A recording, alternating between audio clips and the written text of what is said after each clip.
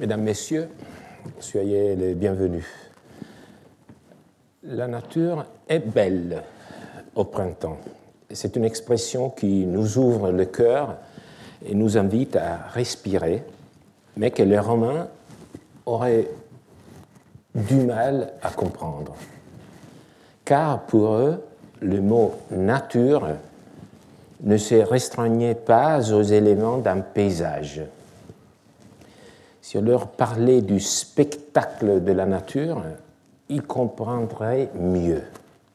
Écoutons Cicéron et ses pensées devant ce spectacle. Figurons-nous, dis-je, qu'au sortir d'une éternelle nuit, il nous arrive de voir la lumière pour la première fois. Quelle impression ferait sur nous la vue du ciel? Mais parce que nous le voyons journellement, nos esprits n'en sont plus frappés et ne recherchent pas les principes de ceux que nous avons toujours devant les yeux. Comme si c'était la nouveauté plutôt que la grandeur des choses qui dut exciter notre curiosité. Est-ce donc être homme que d'attribuer, non à une cause intelligente, mais au hasard, les mouvements du ciel si certains, le cours des astres si réguliers, toutes choses si bien liées ensemble, si bien proportionnées et conduites avec tant de raison que notre raison s'y perd elle-même. Quand nous voyons des machines qui se meuvent artificiellement, une sphère, une horloge et autres semblables, nous ne mettons pas en doute que ce sont les ouvrages d'une raison. Douterons-nous que le monde soit dirigé, je ne dis pas simplement par une intelligence, mais par une excellente, par une divine intelligence. Quand nous voyons le ciel se mouvoir avec une prodigieuse vitesse et faire succéder annuellement l'une à l'autre les diverses saisons qui vivifient, qui conservent tout. Car enfin, il n'est plus besoin ici d'argumentation subtile. Il n'y a qu'examiner des yeux la beauté des choses dont nous rapportons l'établissement à une providence divine. Donc pour Cicéron, pour les anciens, la nature est l'univers, notamment l'ordre spectaculaire qui règne depuis le mouvement des astres jusqu'aux mœurs des abeilles. Ce spectacle est réciproquement le lieu où les philosophes voyaient la natura, qui a par ailleurs tendance à se cacher, nous savons bien. C'est aussi le lieu où, aujourd'hui encore, mes collègues scientifiques exercent leur passion pour la connaissance, ce qui revient à dire étymologiquement la philosophie. Devons-nous ouvrir la porte de notre cours d'aujourd'hui à la philosophie? Je ressens votre réticence et je la partage. Alors, vous savez que le grand tragédien Ennius a immortalisé cette réticence. Il a écrit, Néoptolème, dans un poème d'Ennius, dit qu'il a besoin de philosopher. Néoptolème, ce personnage, il a besoin de philosopher, mais seulement un peu. Se livrer complètement à la philosophie ne lui conviendrait pas. La poésie, avec cette puissance implacable que seule la beauté peut se permettre, c'est formuler des condamnations perpétuelles qui résistent à l'épreuve du temps. philosophare necesse sed paucis. Et voilà la philosophie condamnée à être l'objet des moqueries et des résistances, parce qu'on peut se cacher derrière ces mots de Nuss. Et les juristes aujourd'hui encore répètent fréquemment ce même vers, souvent inconsciemment. Pourtant, en tant qu'historien de droit, nous avons besoin de philosophie, parce qu'elle constitue notamment l'éthique, un arrière-plan sans lequel il serait impossible de comprendre les valeurs sous-jacentes à un système juridique donné. Donc, la philosophie est un arrière-plan qui nous permet de saisir, dans une certaine mesure, ce qu'il y a derrière la fabrique du droit.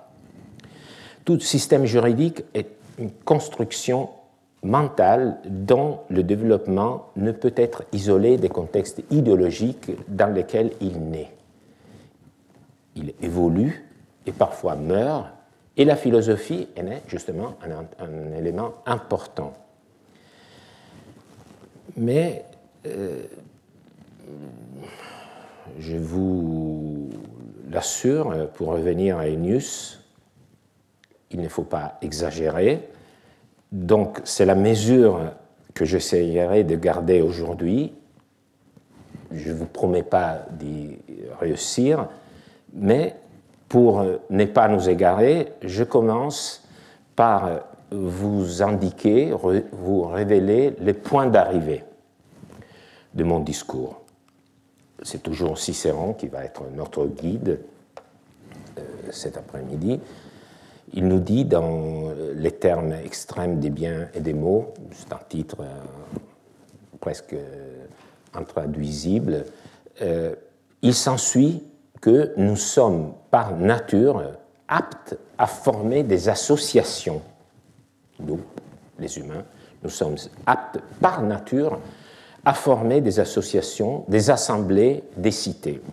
Les stoïciens soutiennent que le monde est gouverné par la volonté divine et qu'il est une cité ou un État, le monde est une cité ou un État, commun aux hommes et aux dieux, et que chacun de nous est une partie de ce monde, d'où il résulte par nature, deuxième fois, que nous devons préférer l'intérêt commun au nôtre.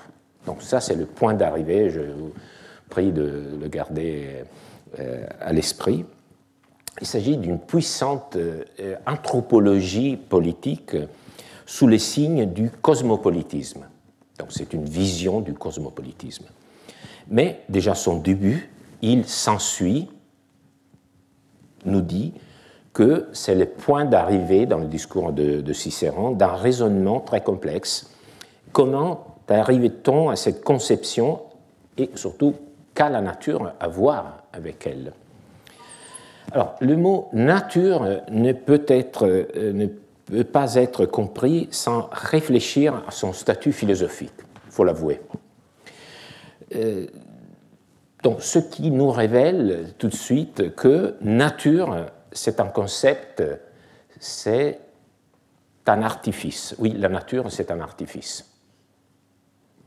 Il faut l'avouer, c'est un mot qui suscite en nous des résonances. C'est un mot qui est porteur d'idées, donc c'est un artifice. Alors, si nous employons le mot français, nature, il évoque en première ligne, ce n'est pas la seule signification, l'ensemble de la réalité physique considérée comme indépendante de l'activité et de l'histoire humaine. C'est le monde extérieur, le monde physique, par opposition aux créations de l'homme. C'est la campagne, la mer, les montagnes, les forêts, les eaux, les plantes, les animaux. Abandonnons donc le mot moderne et allons au latin, natura. Natura vient de nascor, naître, être mis au monde. Natura en est le participe futur.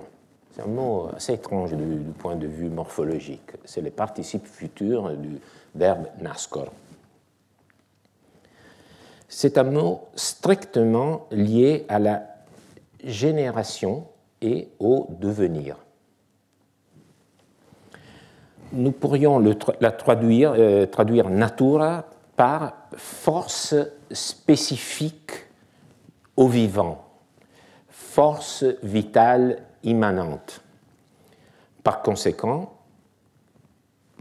natura désigne aussi la manière d'être, l'ensemble des qualités, des propriétés qui définissent un être. Lorsque nous disons sa nature est celle d'un homme généreux. Donc la nature, c'est la façon d'être. En même temps, c'est la force immanente qui fait que les caractéristiques d'un tel soient celles que nous pouvons décrire. Mais il ne faut pas, bien évidemment, s'arrêter au latin, car c'est le grec qui a su, pour la première fois, donner un nom à cette force et ensuite la transmettre au latin. Le mot grec est physis, qui, bien évidemment, nous rencontrons cette racine dans beaucoup de mots de notre vocabulaire, à partir du mot physique. Physis est un des concepts fondamentaux de la philosophie grecque. Son noyau sémantique se laisse mieux comprendre à partir de l'étymologie, comme toujours. Physis vient de phuestai, naître, croître, de même que natura, nous l'avons vu, vient de naskor. Donc c'est à peu près la même dérivation, même si vous voyez que ce n'est pas le même mot. Donc ce sont deux mots parallèles, pour ainsi dire. Comme il a été très bien dit par Pierre Aubinck, physis est au fond le titre d'une question. C'est un mot qui est le titre d'une question. D'où viennent les choses? Comment naissent-elles et croissent-elles? En quel sens l'étant, vous ressentez le lexique philosophique, en quel sens l'étant vient-il à l'être?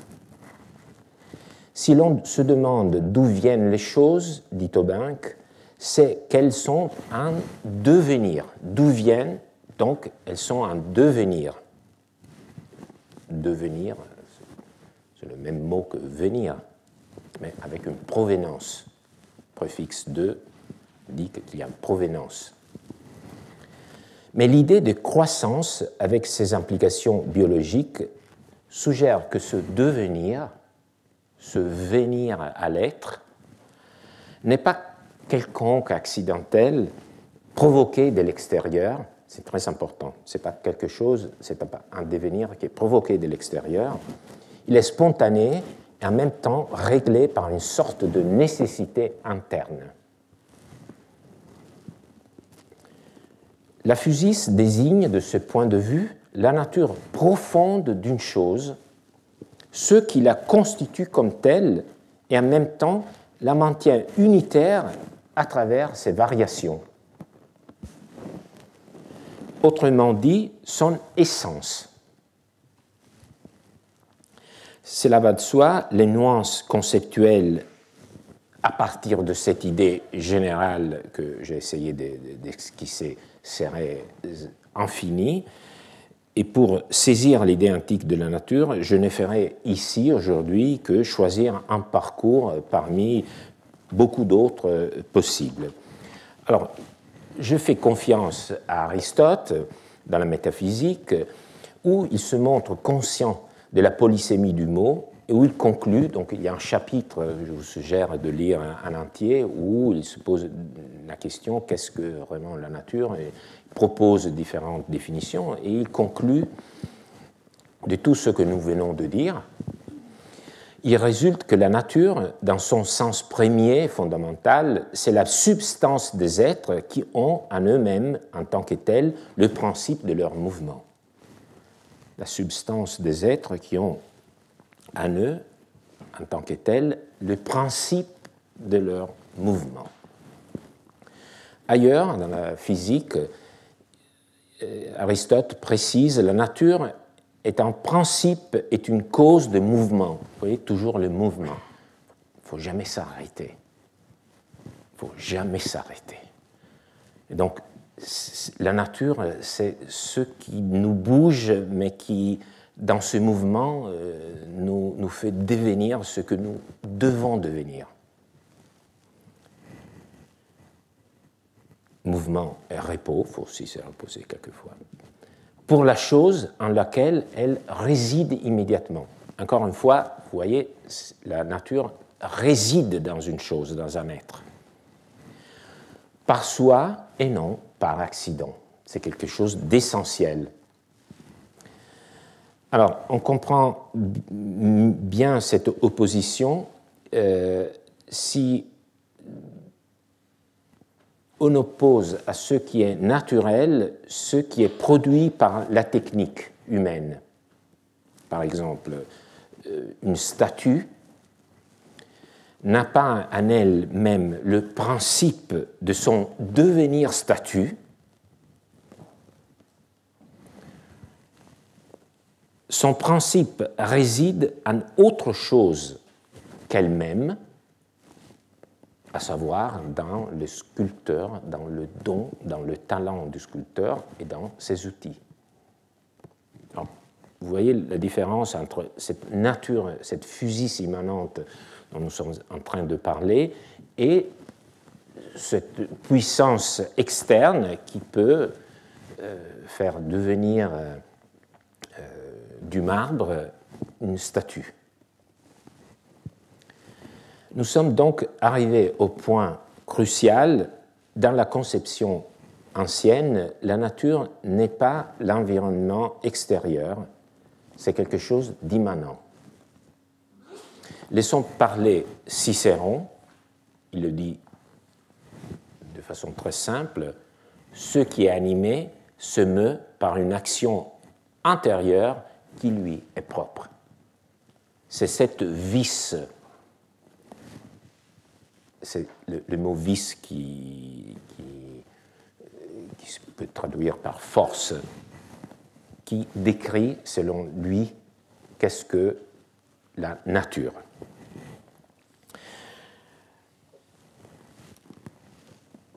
Alors, Cicéron a offert, peut-être vous connaissez mieux Cicéron en tant qu'homme politique, en tant qu'orateur, c'est-à-dire avocat, mais il y a aussi un Cicéron intermédiaire qui fait le pont culturel entre la Grèce et la Rome antique, justement, notamment en matière de philosophie.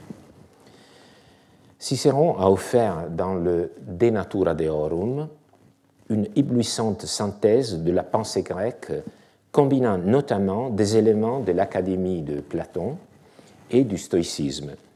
Une œuvre d'autant plus séduisante,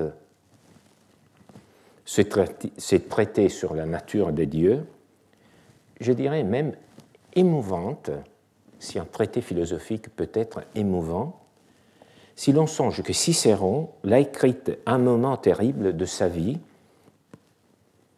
dans l'été de 45, alors qu'il avait perdu toute influence dans la vie publique, il vivait de ça et pour ça, de son influence, de son autorité dans la vie publique, il avait perdu toute autorité.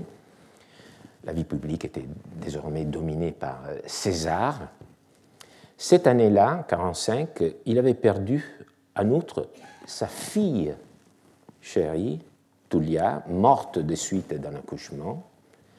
Cicéron venait aussi de divorcer de sa femme, Thérence, et de se remarier avec une femme plus jeune, Publilia, avec laquelle il eut rapidement le sentiment de ne pas avoir de véritable communion d'esprit et dont il divorça au bout de quelques mois. Et à ce moment-là, dans l'abîme du chagrin, le voilà s'efforcer de donner à la culture latine une encyclopédie philosophique et de donner à la philosophie grecque un vocabulaire latin. Parce que le latin n'avait pas les mots pour le dire. Si nous ne savions pas que Cicéron écrivit ce traité plongé dans la lecture des nombreux livres dans les bibliothèques de ces villas et dans les bibliothèques de ses amis, nous aimerions, moi j'aimerais, l'imaginer s'appliquant au cours de ces nuits sans sommeil à contempler les étoiles, car c'est de la contemplation du spectacle de l'univers qu'il tire sa philosophie. Jetez-vous les yeux sur un tableau, sur une statue. Vous comprenez que l'ouvrier y a mis la main. Regardez-vous de loin voguer un navire. Vous jugez que l'art du pilote dirige son cours. Voyez-vous un cadran, une horloge d'eau, vous croyez que les heures y sont marquées artificiellement, et non pas par hasard. Pouvez-vous donc vous imaginer que le monde, qui comprend et les arts et les artisans, qui comprend tout, n'a point d'intelligence, point de raison. Et nous voyons des gens qui doutent si l'univers, principe de toute chose, n'est point l'effet du hasard ou d'une aveugle nécessité, pense par exemple à Lucrèce, plutôt que l'ouvrage d'une intelligence divine. Or, je ne puis concevoir dans les planètes un ordre non interrompu de toute éternité, un accord si juste parmi des mouvements si différents, à moins qu'il n'y ait de l'intelligence, de la raison, une fin méditée de concert. Alors, on peut savourer ce texte et repenser à Cicéron qui puise dans sa nature, je dirais même, dans ses forces pour, disons, lever les yeux de son chagrin pour regarder le spectacle du ciel et pour essayer d'en tirer une leçon pour la compréhension du monde. Alors, je vous propose ici un cadran solaire, et c'est un peu l'expérience qu'il avait, c'est-à-dire il y avait la possibilité de mesurer le temps, et il disait, s'il y a la possibilité de mesurer le temps, c'est parce qu'il y a un ordre immanent au mouvement du Soleil et des corps célestes. Alors, Cicéron, comme tant de philosophes avant lui, déduit du mouvement régulier des corps célestes l'intuition rationnelle que l'univers est régi par une intelligence, la nature. Si sur ce point il y avait un large accord, ce qu'exactement cette nature était par contre très contesté, très controversé par les différentes écoles philosophiques, suivant la définition probablement la plus célèbre, celle des stoïciens, qui caractérise la natura, la physis, comme une pneuma igné ingénieux, c'est-à-dire une sorte de souffle brûlant capable de produire une œuvre. C'est Diogène Laërce qui nous garde ce propos, cette définition stoïcienne. Ils, les stoïciens, pensent que la physis est un feu artisan. Donc, vous voyez, c'est un feu, mais qui crée, qui construit, artisan, qui progresse méthodiquement. Alors, l'idée qu'il s'agit d'un artisan, c'est un mot qui incorpore le mot art. Donc, il y a une pensée, une technique. C'est un feu artisan qui crée, mais en même temps qui crée méthodiquement, afin d'engendrer. C'est précisément un souffle igné ingénieux. Je sais que pour nous, c'est un peu c'est un peu difficile d'accéder à ce monde où une compréhension de la nature passait aussi par ce genre de fantaisie, si vous voulez.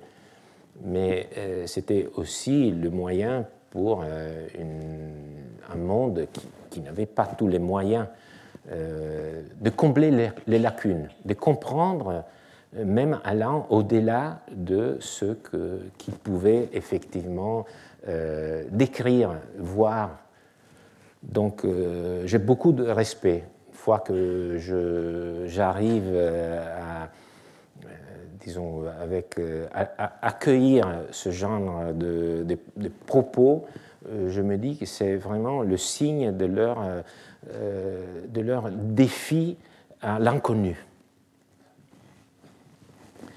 Alors, l'âme individuelle, donc on part de cette idée d'un pneuma igné ingénieux, mais l'âme individuelle de chaque être vivant est elle aussi, selon les stoïciens, un souffle chaud, donc une émanation de ce feu igné qui parcourt l'univers.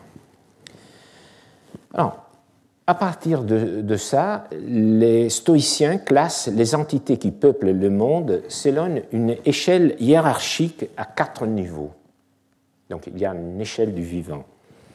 Chaque niveau est caractérisé, déterminé, établi par un degré croissant de cohésion des 2 éléments pneumatiques. Donc, en souffle igné, il y a du feu et de l'air.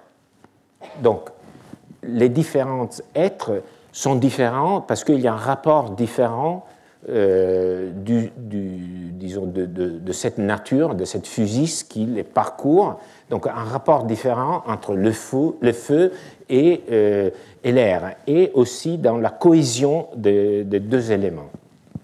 Donc, qualité, si vous voulez, différente de ce souffle qui les parcourt.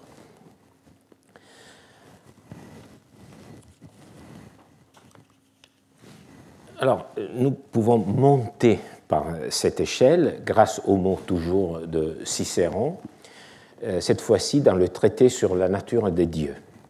En remontant des premiers êtres qui ne sont qu'ébauchés, donc en remontant à partir des êtres qui ne sont qu'ébauchés, jusqu'aux êtres supérieurs, donc ordre ascendant et parfait, nous parviendrons nécessairement à la nature des dieux. Donc vous voyez, nous parviendrons à la nature des dieux. C'est le titre du traité de Cicéron. Donc vous voyez Cicéron en train de faire son parcours pour arriver à établir qu'est-ce que la nature des dieux. Et donc, à un moment donné, il nous fait monter par cette échelle. Alors d'abord, nous avons les plantes qui ne reçoivent de la nature que la faculté de se nourrir et de croître. Se nourrir, croître. Les bêtes ont de plus le sentiment, c'est-à-dire sensibilité, et le mouvement, avec du goût pour ce qui leur est bon et de l'aversion pour ce qui leur est nuisible. Là, je pense que quelqu'un entre vous a déjà commencé à se dire, bon, ici, ce ne sont pas exactement les mêmes mots, c'est très important, mais il y a quelque chose qui nous fait souvenir du bien et du mal. Donc il y a un principe de faculté de choix, mais pas du bien et du mal, mais de ce qui est bon pour les bêtes, ce qui est nuisible pour elles. L'homme a, de plus encore, la raison qui lui est donnée pour commander à ses passions, modérer les unes, dompter les autres. Dans le 4e niveau, et au-dessus de tout, se trouvent des êtres naturellement bons et sages qui, du premier moment qu'ils existent, ont une raison droite, inaltérable, bien plus sublime que celle des hommes, une raison parfaite est accomplie telle que doit la posséder un Dieu, c'est-à-dire l'univers. Alors, au 4e degré, il y a les dieux, mais il y a aussi cette identification des dieux à l'univers, au monde, donc au cosmos. Donc il y a cette sorte d'échange perpétuel dans la pensée des Cicérons entre ce qui est visible et les dieux qui sont immanents. Alors, c'est le principe de l'intelligence cosmique selon lequel Dieu, qui pour les stoïciens est pur intellect, est diffusé dans l'univers. En ce sens, le logos humain, logos, la raison humaine, reflète le logos cosmique, c'est-à-dire que le microcosme humain, à notre échelle, c'est un reflet du macrocosme. Et à l'inverse, parce que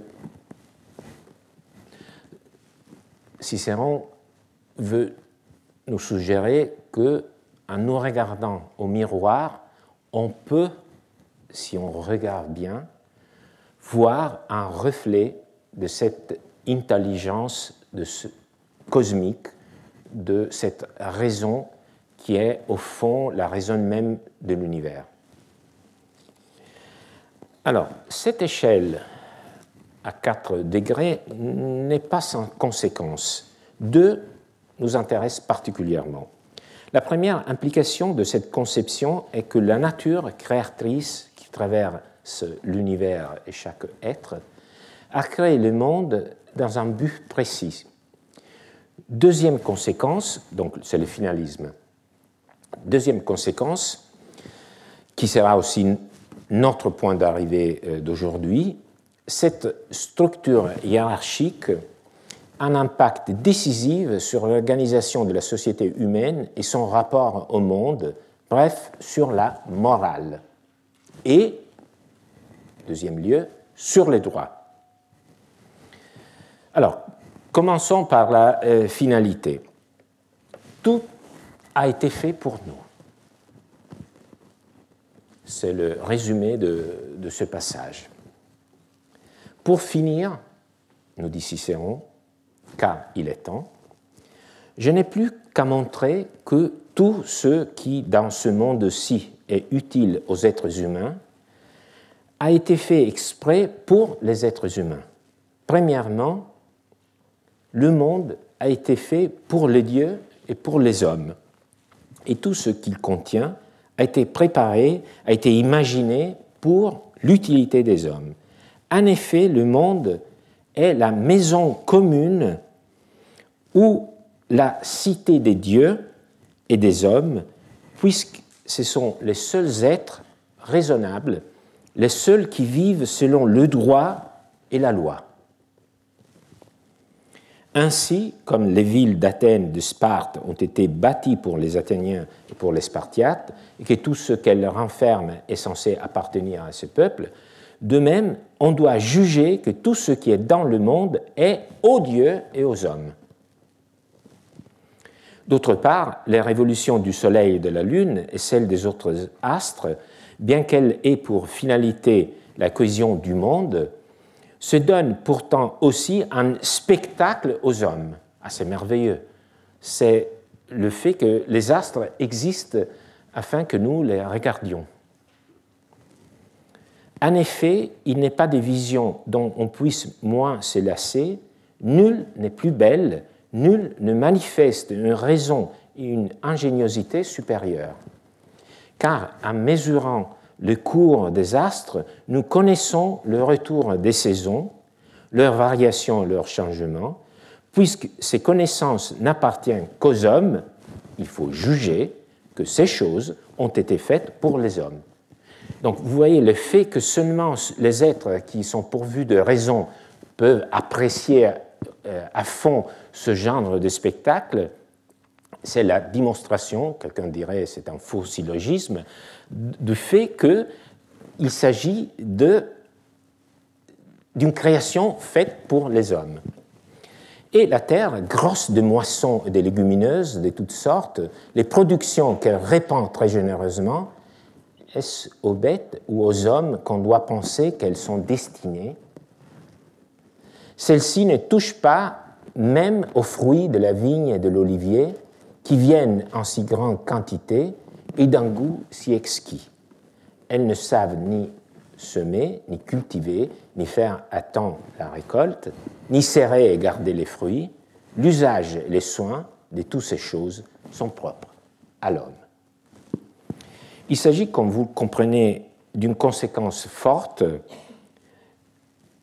C'est la racine même, j'ose dire, de notre vision occidentale de la relation avec le reste du vivant. On peut l'appeler la vision anthropocentrée providentielle de l'univers. Tout est fait pour l'homme, et l'homme peut en faire pleinement usage. Avec ces corollaires supplémentaires que l'homme produit lui-même de la nature, devient lui-même une nature créatrice. L'homme a la maîtrise complète des biens de la terre. Vous voyez, l'homme a la maîtrise complète des biens de la terre. Nous tirons profit des plaines et des montagnes, les fleuves sont à nous, les lacs sont à nous, nous sémons de céréales, nous plantons des arbres, nous fertilisons les terres par des irrigations, nous contenons les cours d'eau, nous les rectifions, nous les détournons, de nos mains enfin, nous essayons de créer dans la nature comme une seconde nature. C'est un propos célèbre, ce sont des mots puissants qui nous livrent sans pudeur l'homme technique, maître du monde. Et ce qu'il crée devient une autre nature, une nature seconde, altera natura. Donc, dans cette vision,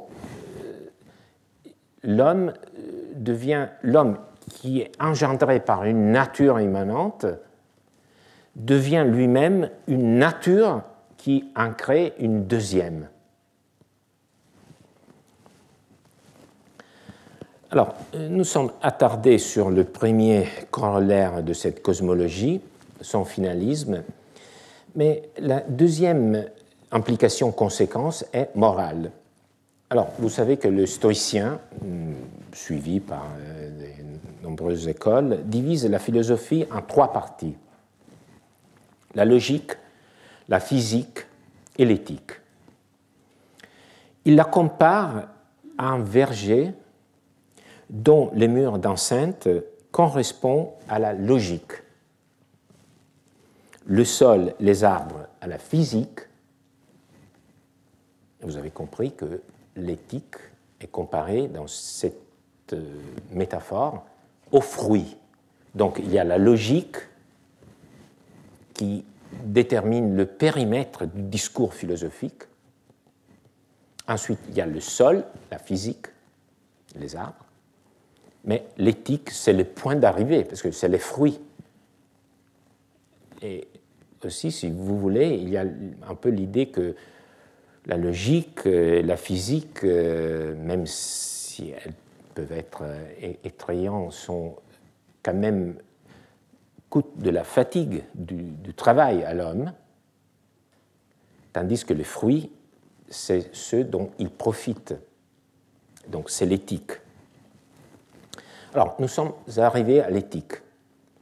Et ce que je voulais vous montrer par le biais de cette métaphore, c'était que ce que nous venons de voir, il y avait bien évidemment de la logique à l'intérieur de ce raisonnement, il y avait surtout de la physique, mais c'est un discours nécessaire pour parvenir à comprendre les conséquences éthiques sur les comportements. Alors, résumons brièvement. La nature stoïcienne est une totalité organisée, donc encore sur le plan physique, dirigée de l'intérieur par une raison divine et providentielle qui coïncide précisément avec un souffle chaud circulant dans toutes les parties des corps et agissant sur la matière. Cette cosmologie détermine fortement le sens de vie conforme à la nature. C'est, selon les stoïciens, vivre en accord avec la raison, avec l'ordre de la providence. C'est aussi vivre honnêtement. Donc, vivre honnêtement, c'est vivre en accord avec la nature. Par exemple,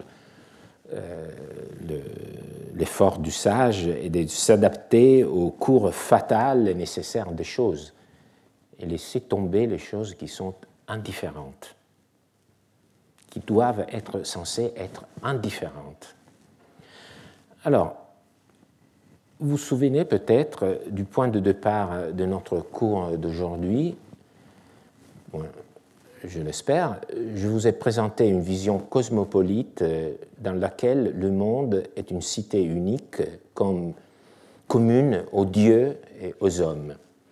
C'est une vision qui a eu beaucoup d'influence.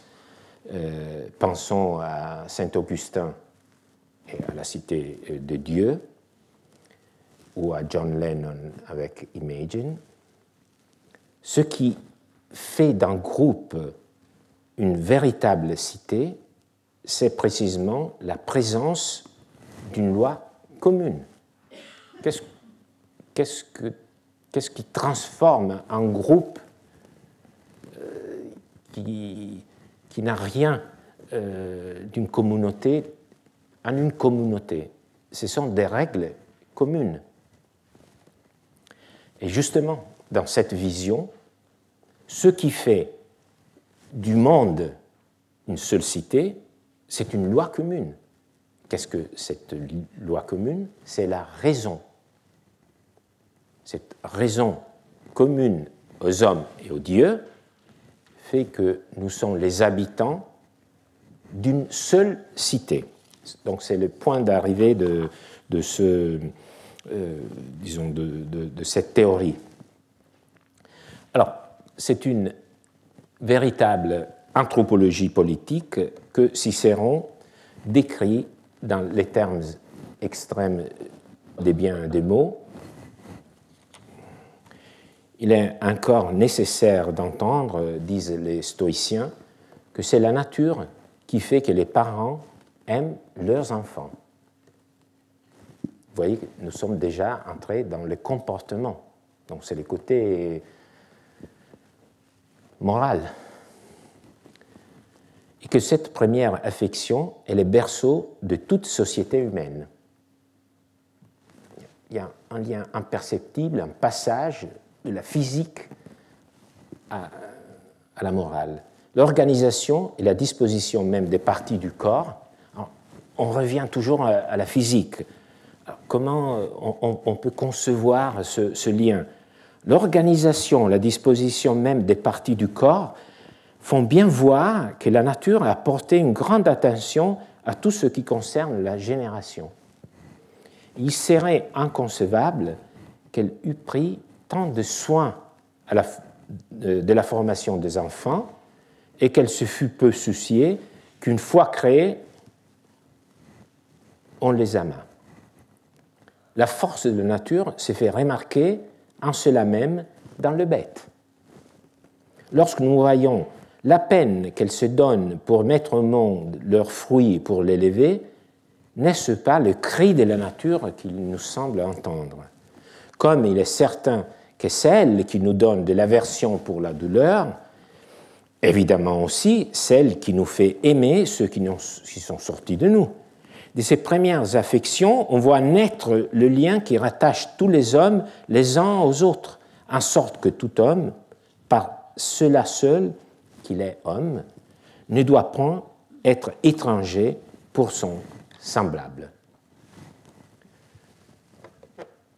De même que dans le corps, il y a des membres qui ne semblent faits que pour eux.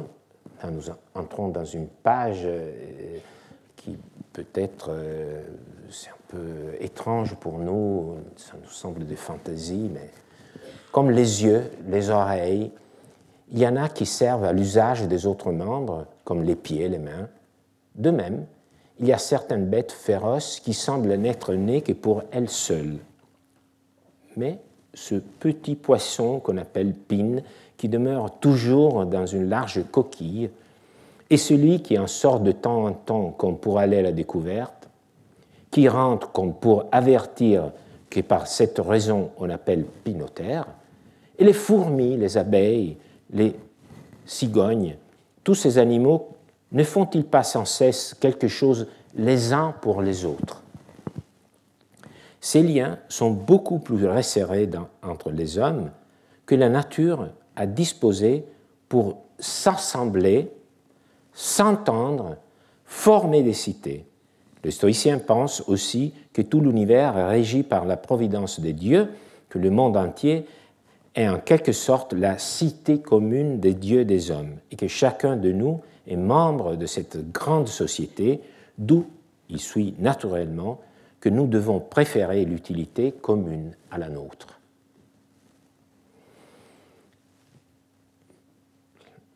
Tout le monde répète même aujourd'hui qu'il faut préférer l'utilité commune à la nôtre. Ici, vous voyez une anthropologie politique qui nous dit, selon elle, pourquoi nous devrions agir de cette manière. Car de même que les lois préfèrent le salut public à celui des particuliers, ainsi un homme de bien, un sage, soumis aux lois et qui connaît les devoirs du citoyen, a plus de soin de l'intérêt de tous que de celui d'un seul homme ou du sien propre. Bref, nous arrivons au fondement même de la justice, qui est une composante, peut-être la composante principale du bien vivre, du vivre honnêtement. La première tâche de la justice est de ne jamais nuire à personne. Jamais nuire à personne, à moins qu'on ne soit injustement attaqué.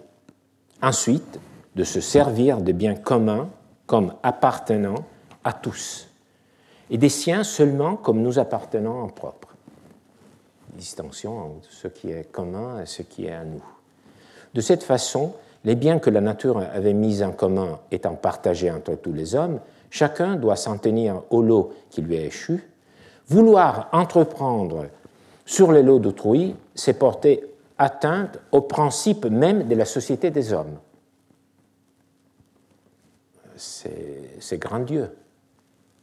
Parce que vous voyez que la transgression de ce principe porte atteinte à la société elle-même. Mais comme, suivant les belles paroles de Platon, nous ne sommes pas nés pour nous seuls et que notre patrie, nos parents, nos amis ont tous des droits sur nous, notre patrie, nos parents, nos amis ont tous des droits sur nous. Comme suivant les stoïciens, tout ce que la terre produit est créé pour l'usage de l'homme et l'homme lui-même pour ses semblables, comme notre loi est de nous entraider mutuellement, nous devons demeurer fidèles aux inspirations de la nature, mettre tous nos avantages en commun par un échange réciproque de bons offices,